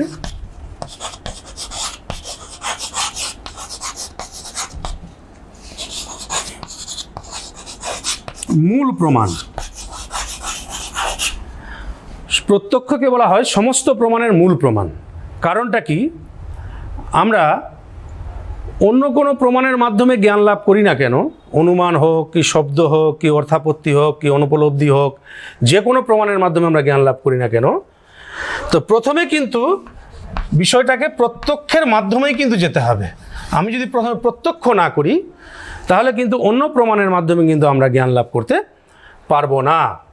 সেই কারণে প্রত্যক্ষকে বলা হয় সমস্ত প্রমাণের মূল প্রমাণ। তো এই যে প্রত্যক্ষকে চার্বাকরা একমাত্র প্রমাণ বলে স্বীকার করেছেন, এই প্রত্যক্ষ প্রমাণের বিরুদ্ধে অন্যান্য যে ভারতীয় দার্শনিকরা তারা কিন্তু সমালোচনা করেছেন অনেকে। তো কি বলেছেন? যারা বলছে যে প্রত্যক্ষ জ্ঞান, প্রত্যক্ষ যেটাকে আমরা করব না সেটাকে আমরা স্বীকার করব না বা মানব না, বিশ্বাস করব না, চার্বাকরা বলেছেন। কিন্তু অন্যান্য দার্শনিকরা বলছেন, যেমন ধরো আমাদের মৃত পূর্বপুরুষ, তাদেরকে তো আমরা প্রত্যক্ষ করতে পারছি না, তাহলে মৃত পূর্বপুরুষদের কথাগুলো তো আমরা মানব না তাহলে, এক নম্বর। দ্বিতীয়ত, যেমন যদি বলা হয় প্রত্যক্ষে ভ্রান্তির সম্ভাবনা নেই, প্রত্যক্ষ জ্ঞান হচ্ছে অভ্রান্ত, তো প্রত্যক্ষে যদি ভ্রান্তির যদি সম্ভাবনা না থাকে তাহলে আমাদের রজ্জুতে সর্পভ্রম কীরকম হয়? সন্ধ্যার সময় আমরা ধরো রাস্তা দিয়ে যাচ্ছি, রাস্তায় একটা সাপ দেখলাম, হঠাৎ আমি দড়ি দেখলাম, দড়ি দেখে সাপ ভেবে ভয় খেয়ে গেলাম আর কি। তো যে রজ্জুতে সর্পভ্রম, আমি তো দেখলাম সরাসরি বিষয়টাকে, অথচ আমার ভুল হলো কেন? তাহলে প্রত্যক্ষেও ভ্রান্তির সম্ভাবনা আছে। তৃতীয়ত, চার্বাকরা বলেছেন যে প্রত্যক্ষ স্বনির্ভর, প্রত্যক্ষ অন্য কিছুর উপর নির্ভরশীল নয়। তো প্রত্যক্ষ তো ইন্দ্রিয়ের উপর নির্ভরশীল। আমি যে ব্ল্যাকবোর্ডটাকে দেখছি কার মাধ্যমে দেখছি? আমি তো চোখের মাধ্যমে দেখছি। আমার ইন্দ্রিয় যদি সুস্থ না থাকে তাহলে আমি সঠিক জ্ঞান লাভ করতে পারবো না। তাহলে প্রত্যক্ষের মাধ্যমেও আমরা যদি শুধুমাত্র যদি থেমে থাকি আর কি, তাহলে আমাদের জ্ঞানে একটা সীমাবদ্ধতা থেকে যাবে। এই কারণে আমাদের প্রত্যক্ষ ছেড়েও কিন্তু অন্য কিছুর উপর নির্ভর করতে হয়, অনুমান বা শব্দ বা অন্যান্য প্রমাণের উপরে। এবার আমরা নেক্সট আলোচনা করব অনুমান। অনুমানটা কি?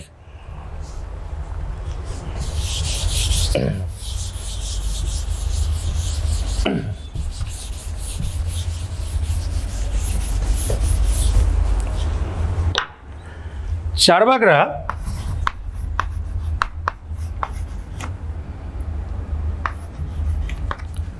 অনুমানকে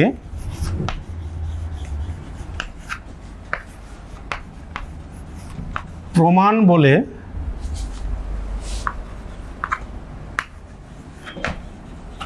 মানেন না কেন?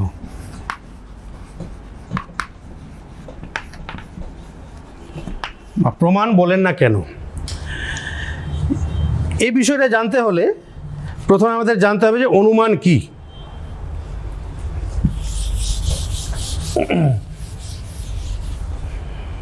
আমাদেরকে এই বিষয়টা জানতে হলে আমাদেরকে প্রথমে জানতে হবে যে অনুমানকে চার্বাকরা কেন প্রমাণ বলে স্বীকার করছেন না। তাহলে অনুমানটা কি আগে জানতে হবে। অনুমান হচ্ছে প্রত্যক্ষ লব্ধ বিষয় থেকে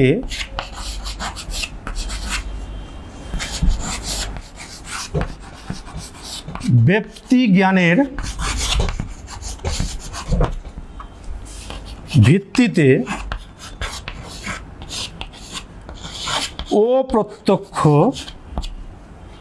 প্রত্যক্ষলব্ধ বিষয় থেকে ব্যক্তি জ্ঞানের ভিত্তিতে অপ্রত্যক্ষ নতুন বিষয়ে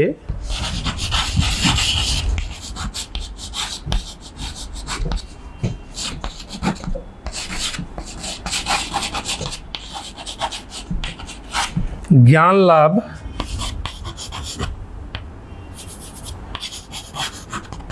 করার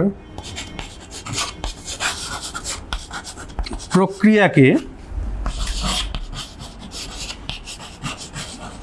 অনুমান বলে। তাহলে কি বললাম তাহলে? যে অনুমানটা কি তাহলে?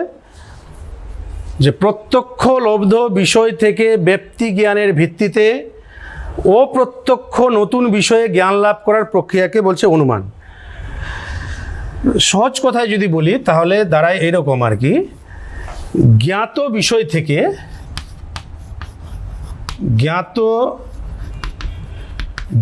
থেকে অজ্ঞাত বিষয়ে জ্ঞান লাভ করার যে প্রক্রিয়া সেটাকে বলছে অনুমান। যেটা আমি জানি, সে জানা থেকে অজানাতে যখন যাচ্ছি, অজানা বিষয় সম্পর্কে যখন জানছি, তখন সেটাকে বলছে অনুমান। আর এই অনুমানের ফলে যে জ্ঞানটা পাওয়া যায় সেটাকে বলা হচ্ছে অনুমিতি। তাহলে কি বললাম তাহলে? যে অনুমানের ফলে যে জ্ঞানটা পাওয়া যায় সেটাকে বলছে অনুমিতি। এখানে একটা বিষয় আছে যে এখানে ব্যক্তি কথাটাকে যুক্ত করা হয়েছে আর কি। যে ব্যক্তিটা কি? প্রত্যক্ষলব্ধ বিষয়, বাকি বিষয়গুলো বোঝা গেছে, ব্যক্তি জ্ঞানের ভিত্তিতে ব্যক্তি কথাটা কি? ব্যক্তি হচ্ছে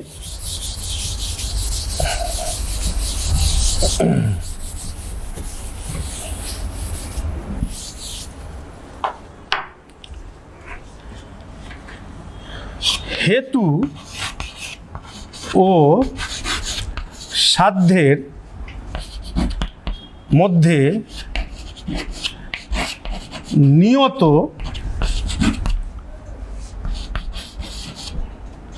সহচর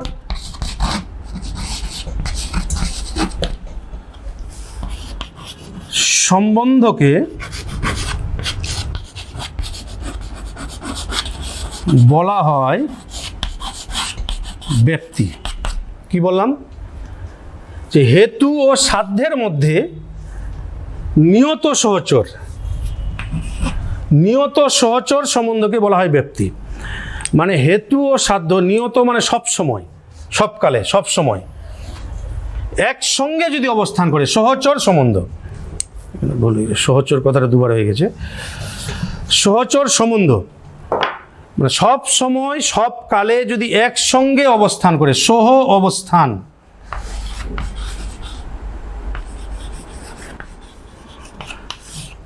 সহ অবস্থান যদি করে, তাহলে সেটাকে বলা হচ্ছে ব্যক্তি। তাহলে এখানে আরো দুটো বিষয় নতুন চলে আসলো। হেতু ও সাধ্য কি? হেতু ও সাধ্য কি? হেতুটা কি আর সাধ্যটা কি? হেতু আর সাধ্য বুঝতে গেলে একটা অনুমানের একটা উদাহরণ নেওয়া যাক।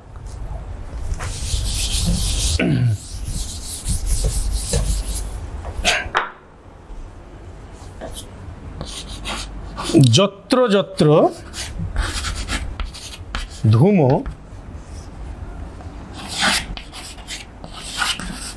তত্র তত্র বন্যী।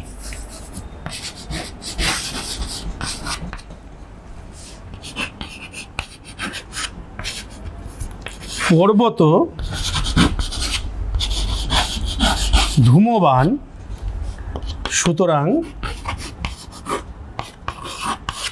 পর্বত বন্যিমান।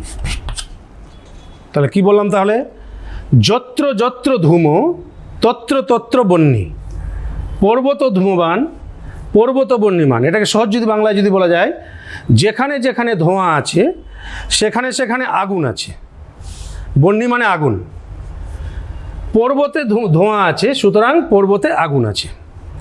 এটা একটা অনুমানের উদাহরণ। এটা হচ্ছে একটা অনুমান। একটা অনুমানে তিনটে পদ থাকে। একটা হচ্ছে পক্ষ, একটা হচ্ছে সাধ্য, আর একটা হচ্ছে হেতু। তো সাধ্যটা হচ্ছে একটা অনুমানে যেটাকে প্রমাণ করা হয়। একটা অনুমানে যেটাকে প্রমাণ করা হবে সেটাকে বলা হচ্ছে সাধ্য। এখানে কি প্রমাণ করা হচ্ছে? বন্যী। যে পর্বতে ধোঁয়া আছে মানে পর্বতে আগুন আছে। প্রমাণিত কোনটা হচ্ছে? ধোঁয়া। তার মানে বন্যীটা হচ্ছে এখানে সাধ্য। যেখানে হচ্ছে, যেখানে প্রমাণ, একটা অনুমানে সাধ্যটাকে যেখানে প্রমাণ করা হচ্ছে, যেখানে প্রমাণিত হচ্ছে সাধ্যটা, সেটাকে বলা হচ্ছে পক্ষ। কোথায়? ধোঁয়াটা কোথায় দেখা, আগুনটা কোথায় দেখা যাচ্ছে? পর্বতে। তাহলে পর্বতটা হচ্ছে পক্ষ। আর হেতু কোনটা? যে পর্বতে যে আগুন আছে, কিভাবে আমরা জানতে পারলাম? যে দূরে পর্বতে দেখতে পাচ্ছি পর্বতে ধোঁয়া উঠছে, সেই ধোঁয়াটা দেখে কিন্তু আমি জানতে পারলাম যে পর্বতে আগুন আছে। তাহলে ধূমটা বা ধোঁয়াটা হচ্ছে কিন্তু হেতু। তাহলে ক্লিয়ার হলো বিষয়টা? তো এই যে সাধ্য আর হেতু, মানে এই উদাহরণটাতে বন্যী আর ধূম, সাধ্য হেতু বা বন্যী আর ধূম এর মধ্যে যে নিয়ত সহচার সম্বন্ধ, মানে যেখানে যেখানে বন্যী থাকবে সেখানে সেখানে, ভুল বললাম, যে যেখানে যেখানে ধোঁয়া থাকবে সেখানে সেখানে আগুন থাকবে, এর ব্যতিক্রম হবে না। এটাকেই বলা হচ্ছে ব্যক্তি সম্বন্ধ। কিন্তু চার্বাকরা যেহেতু প্রত্যক্ষ প্রমাণবাদী, এই কারণে কিন্তু এই ব্যক্তি সম্বন্ধটাকে তারা স্বীকার করছেন না। চার্বাকরা ব্যক্তি সম্বন্ধটাকে স্বীকার করছেন না, সেই কারণে চার্বাকরা অনুমানকে প্রমাণ বলে স্বীকার করছেন না। তাহলে কি হচ্ছে? তাহলে চার্বাকরা এই ব্যক্তিটাকে মানছেন না। কেন মানছেন না? যে এই ব্যক্তি সম্বন্ধ হচ্ছে ত্রিকালব্যাপী,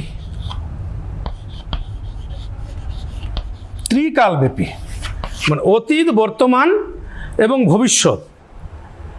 তাদের যুক্তি হচ্ছে যে আমরা ধোঁয়া থাকলে আগুন আছে আর কি, এটা আমরা বর্তমানে দেখতে পাচ্ছি, কিন্তু অতীতে তো আমরা দেখতে পাইনি বা ভবিষ্যতেও তো আমরা দেখতে পাবো না। তাহলে আমরা কি করে ধরে নিব যে ধোঁয়া এবং আগুনের মধ্যে যে ব্যক্তি সম্বন্ধ রয়েছে? এই কারণে চার্বাকরা যেহেতু ব্যক্তি সম্বন্ধটাকে মানছে না, সেই কারণে চার্বাকরা অনুমানকে প্রমাণ বলে স্বীকার করছেন না। এই ব্যক্তি সম্বন্ধ তারা কেন মানছেন না, এটার সপক্ষে আরও তারা কিছু যুক্তি দেখিয়েছেন। এবার আমরা এই বিষয়টাকে প্রজেক্টরের সাহায্যে দেখে নিই আর কি। তাহলে কি বললাম? চার্বাকরা ব্যক্তি জ্ঞানকে স্বীকার করছে না কেন, সেই যুক্তিগুলো এখানে দেওয়া আছে। ব্যক্তি জ্ঞান প্রত্যক্ষের দ্বারা সম্ভব নয়। 2 নম্বর হচ্ছে ব্যক্তি জ্ঞান অনুমানের মাধ্যমেও হতে পারে না। 3 নম্বর শব্দ প্রমাণের মাধ্যমে ব্যক্তি জ্ঞান হতে পারে না। আর ব্যক্তি হবে উপাধি শূন্য। তাহলে চার্বাকরা যে অনুমানকে যে প্রমাণ বলে স্বীকার করছেন না, তারা ব্যক্তিকে স্বীকার করছেন না বলে, তো ব্যক্তিকে তারা কেন স্বীকার করছেন না? প্রথমত যে ব্যক্তি জ্ঞান প্রত্যক্ষের দ্বারা সম্ভব নয়। একটু আগে আমি যে বললাম যে ব্যক্তি প্রত্যক্ষ হচ্ছে ত্রিকালব্যাপী প্রত্যক্ষ সম্ভব নয়, 3টা কালের প্রত্যক্ষ সম্ভব নয়। বর্তমানের প্রত্যক্ষ সম্ভব, কিন্তু অতীত এবং বর্তমান ভবিষ্যতের প্রত্যক্ষ সম্ভব নয়। সেই কারণে তারা বলছেন যে প্রত্যক্ষের মাধ্যমে ব্যক্তি জ্ঞান পাওয়া যায় না। দ্বিতীয়ত, ব্যক্তি জ্ঞান অনুমান প্রমাণের মাধ্যমে হতে পারে না। তো ব্যক্তি জ্ঞান অনুমান প্রমাণের মাধ্যমে হতে পারে না কেন? যে আমি যদি অনুমান প্রমাণকে যদি স্বীকার করি, তো অনুমান কাকে বলে? তাহলে অনুমানকে স্বীকার করতে গেলে আবার ব্যক্তিকে স্বীকার করতে হচ্ছে আমাকে। আবার যদি আমি ব্যক্তিকে স্বীকার করি, আবার আমাকে অনুমানকে স্বীকার করতে হচ্ছে। আবার যদি আমি অনুমানকে স্বীকার করি, আবার আমাকে ব্যক্তিকে স্বীকার করতে হবে। এইভাবে কিন্তু প্রক্রিয়াটা কিন্তু ক্রমান্বয়ে চলতে থাকবে। এই কারণে এখানে একটা দোষ ঘটবে আর কি। সেই দোষটার নাম হচ্ছে অনবস্থা দোষ। সেই কারণে দেখানো হলো যে অনুমান প্রমাণের মাধ্যমেও চার্বাকরা মনে করছেন যে ব্যক্তি জ্ঞান সম্ভব নয়। তৃতীয়ত, যে শব্দ প্রমাণের মাধ্যমে ব্যক্তি জ্ঞান হতে পারে না। শব্দ প্রমাণের মাধ্যমে কীরকম? যে শব্দ প্রমাণটা তাহলে কি, এখানে একটু বলা দরকার আর কি। আপ্ত ব্যক্তির বাক্যকে বলা হয় শব্দ। আপ্ত ব্যক্তি মানে জ্ঞানী ব্যক্তি আর কি। তাহলে কোনো একটা ব্যক্তিকে আমাকে স্বীকার করে নিতে হচ্ছে, তো সেই ব্যক্তিটাও কিন্তু অনুমান নির্ভর। আবার যদি অনুমানকে যদি স্বীকার করি, তো আবার ওখানে আবার ব্যক্তি চলে আসছে আর কি। তো চার্বাকরা যেহেতু ব্যক্তিকে স্বীকার করছেন না, সেই কারণে চার্বাকরা অনুমানকেও প্রমাণ বলে স্বীকার করছেন না। চতুর্থত, ব্যক্তি হবে উপাধি শূন্য। উপাধি শূন্য কথাটার অর্থে নিরুপাধিক ব্যক্তি, মানে উপাধি কথাটার অর্থ হচ্ছে শর্ত শূন্য। চার্বাকরা বলছেন যে বর্তমানকালে নিঃশর্ত ব্যক্তি আমরা পেতে পারি, কিন্তু ভবিষ্যতে বা অতীতকালে আমরা নিঃশর্ত ব্যক্তি কিভাবে পাবো? এটা তো কোনোদিনই সম্ভব নয় আর কি। সেই কারণে চার্বাকরা ব্যক্তি জ্ঞানকে স্বীকার করেন না।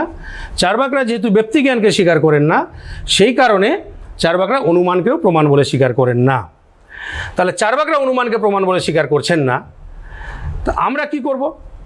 আমাদের যদি মন্তব্য যদি চাওয়া হয়, তা আমরা কী করবো? আমরা অনুমানকে কি প্রমাণ বলে স্বীকার করবো? যদি তোমাদেরকে যদি জিজ্ঞেস করা হয় অনুমানকে কি প্রমাণ বলে স্বীকার করবে? চার্বাকদের মতে প্রত্যক্ষ একমাত্র প্রমাণ হতে পারে, কিন্তু আমরা যদি অনুমানকে যদি প্রমাণ বলে স্বীকার না করি, তাহলে জ্ঞানের জগতের অনেকটাই অংশ থাকবে যে আমরা জানতে পারবো না, অনেকটাই আমাদের কাছে অজানা থেকে যাবে আর কি। সেই অজানা বিষয়গুলোকে জানবার জন্য আমাদেরকে কিন্তু অনুমানকেও প্রমাণ বলে স্বীকার করে নিতে হবে। আজকের আলোচনা আমাদের বোঝানোর এরপর আমাদের কিছু কোশ্চিন আছে, যে বিষয়টা যে প্রশ্নগুলো শুধু আলোচনা করা সম্ভব নয়, আমাদের সময় খুব অল্প। এই প্রশ্নগুলো একে একে তোমাদের দিয়ে দেওয়া আছে, একবার স্লাইডে তোমরা দেখে নাও আর কি। আমি একটা কোশ্চিন শুধু আলোচনা করব। প্রথমে বলা হয়েছে ভারতীয় দর্শনে কোন সম্প্রদায় জড়বাদী নামে পরিচিত? ধরো এরকম যদি এক কথায় যদি উত্তর যদি থাকে, তাহলে কি লিখবে? যে চার্বাক সম্প্রদায়। ধরো এই কোশ্চিনটা যদি অন্যভাবে যদি থাকে, যে ভারতীয় দর্শনে কোন সম্প্রদায় জড়বাদী নামে পরিচিত, মনে করো চারটে অপশান দিয়ে থাকলো, ন্যায়, বৈশেষিক, চার্বাক, বৌদ্ধ, তাহলে কি হবে? তাহলে চার্বাক দর্শন হবে। ঠিক আছে, তাহলে প্রশ্ন একটা প্রশ্ন এমনভাবে তৈরি করতে হবে যে সেই প্রশ্নটা যেভাবেই উত্তর হোক না কেন আমি যাতে দিতে পারি। তো এই প্রশ্নগুলো একবার তোমরা চোখ বুলিয়ে নাও। আর তোমাদের আশা করি মোটামুটি বুঝতে পেরেছো তোমরা। এরপরে তোমাদের যেটা ডিফেক্ট থাকবে, যেটা সমস্যা থাকবে, সেটা তোমরা বাড়িতে বইটা ভালোভাবে পড়বে। সমস্যা হলে আরও অন্য স্যারের সঙ্গে, বিদ্যালয়ের স্যারের সঙ্গে তোমরা আলোচনা করবে। ঠিক আছে, এই বলে তাহলে আজকের আলোচনা এখানে শেষ করছি। আগামীতে আবার তোমাদের সঙ্গে দেখা হবে।